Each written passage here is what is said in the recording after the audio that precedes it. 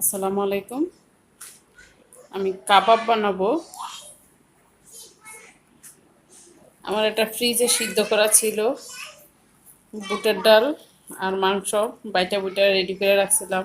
আদা রসুন গরম মশলা সব ধরনের দিয়ে তেজপাতা টাতা দিয়ে করছি, এটা বাইটা রাখছি। এখন একটু কাঁচামরিচ নিলাম, এই যে অল্প করেই দিলাম কারণ এটাতে গোলমরিচ আছে, আমার মেয়ে খাবে তো বেশি জাল হয়ে যাবে।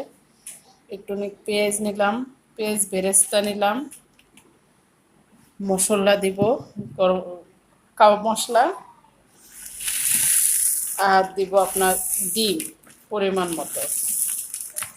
ধনিয়া পাতাটা দেওয়ার দরকার ছিল, এখন সন্ধ্যা হয়ে গেছে, কে এখন বাজারে যাওয়ার মনে ছিল না ধনিয়া পাতা আনিয়ে রাখতে, তাই ধনিয়া পাতা ছাড়াই আমি করব।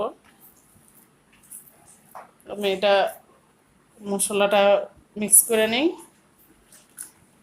এই যে পেস্টটা গুঁড়ো করে নিলাম, পেস্ট বেরেস্তাটা দিব, স্বাদ লাগবে। আর কাঁচা পেস্ট অল্পই দিলাম, কাঁচামরিচটা।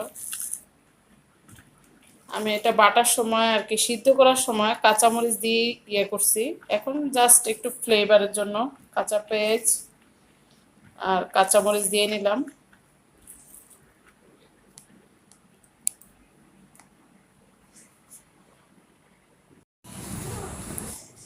কাবাবগুলো বানানো শেষ।